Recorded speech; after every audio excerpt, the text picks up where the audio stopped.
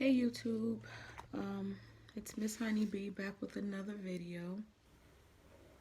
Um, I was debating whether or not I wanted to record this video,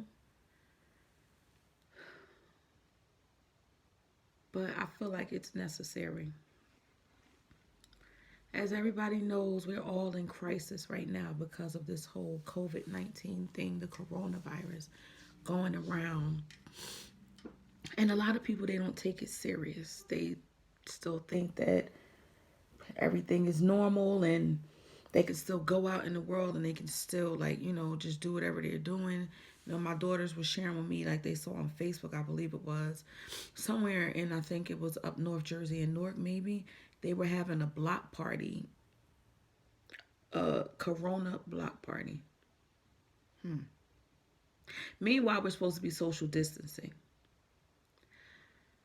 A lot of people are not taking this thing serious. They're not. They think it's a joke. It can't happen to them. It's not possible. Oh, it's like whatever. This thing is serious, like serious right now. So many people have no choice but to go to work because if they don't, they don't get paid. Then their bills can't get paid. They have kids, but they got to worry about taking care of their kids, so they have to work. If you are asked to stay in the house and you have no need to go outside, please stay in the house. Don't just save your life, but save somebody else's life. Right now, this is more personal for me because it hit home. My husband works for a school system, and he works in the classroom. When this whole thing hit a few weeks ago, about 3 weeks ago, the staff in the school were told that they were closing the school. All of the head teachers and everything were to be off until school reopens, which we now know that school's probably not going to reopen for the rest of the year. But the teachers' aides and the paras and the instructional aides were not to be off. They had to work in the group homes, which is connected to the school that my husband works for. My husband was very upset about this. I was upset about it because I feel as though if the teachers are off, they need to be off as well. They already have staff that work in the group homes that are watching over those kids, so they didn't need them to be there just to sit around all day for nothing. Well, my husband goes to work. One of the group homes was closing down. The last kid was gone. So they were sending him to another group home that they own. That day, 2 days prior to that, I believe it was that Thursday or that Friday, a gentleman working there fell out. They rushed him to the hospital. Come to find out, he tested positive.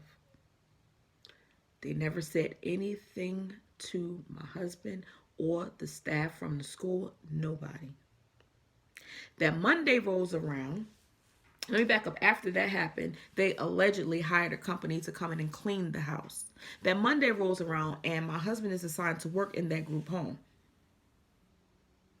He's sitting there because he has no kids there.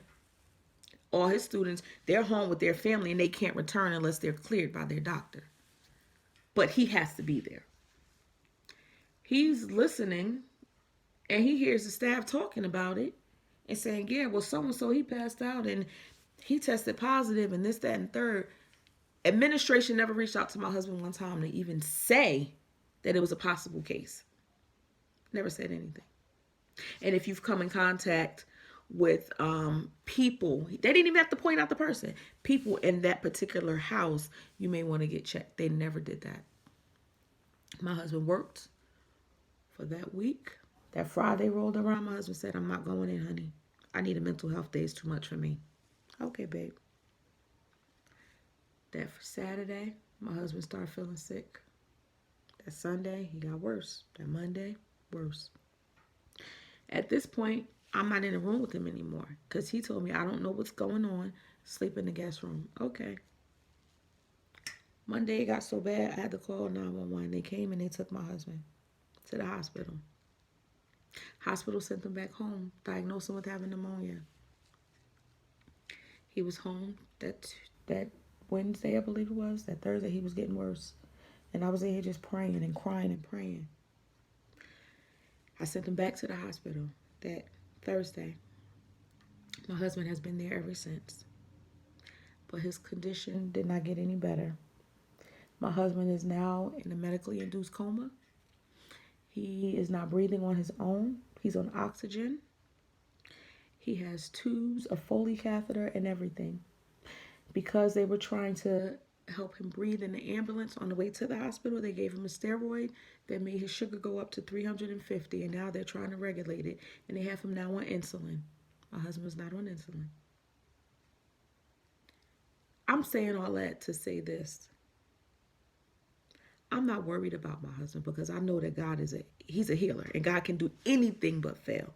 And if God doesn't do it, it doesn't mean that he's not able. But what I'm saying to you is, if you are asked to stay in the house, please stay in the house. Don't go out risking somebody else's life or yours.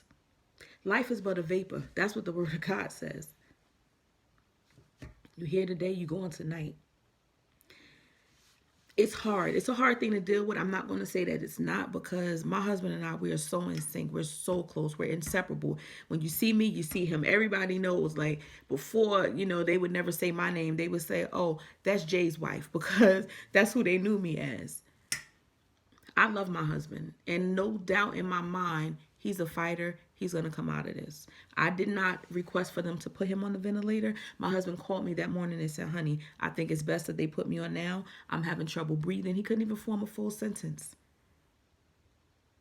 He made that decision. And I had to ask him, are you sure? He said, I'm positive. Don't worry. I'll see you when I come out. Now, tomorrow is April 6th. Tomorrow is my husband's birthday. He's in the hospital because of this and their negligence.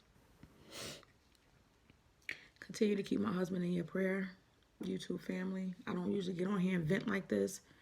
My platform is usually very positive. It's about, different things. My husband has appeared in my videos before. He's funny. He's crazy. But I know that he's going to make it through this. And I just solicit all of you who know the worth and the word of prayer to continue to pray for my husband.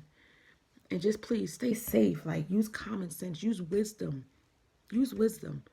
But most of all, be safe. And always, always acknowledge God in all that you do.